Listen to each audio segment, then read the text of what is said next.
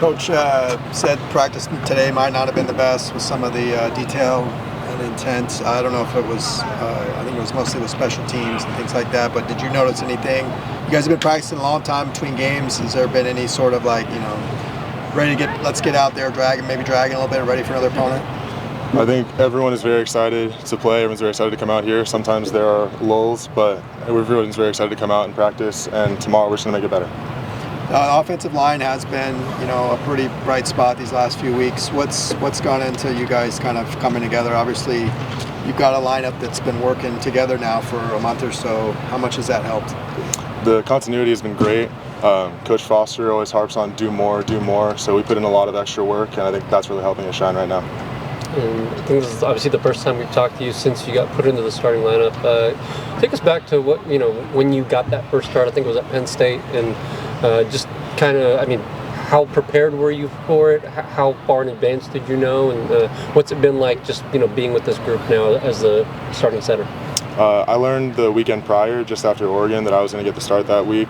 Like I said before, just doing more all the time. I felt fully prepared, and I have absolute faith in all the guys in the offensive line room. Great group of guys, and I wouldn't go to war with anybody else. How are you and Josh kind of sharing, call responsibilities and all that?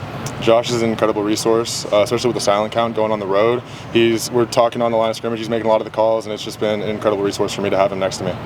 You talked about talking on the line. Coach mentioned communication is key. What's the communication like between the five of you on there, and just how you've advanced as the season's gone along? Just pre-snap, we're looking at all of our reads. We're going over our assignments, and if there are any adjustments that need to be made on the line of scrimmage, we're ready to adapt and take care of that.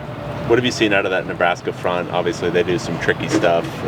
How important is that communication piece, especially against this opponent? They're a talented group of guys up front. Defensively, they are a talented group of guys, but we just got to stick to the game plan. We just got to communicate, like you said. That's a crucial part of our game plan this week. When you're going up against a top 20 defense like this one, what's that challenge like for you guys? Does it bring a little bit more excitement for you, or is it just kind of any other game? It doesn't matter who the opponent is.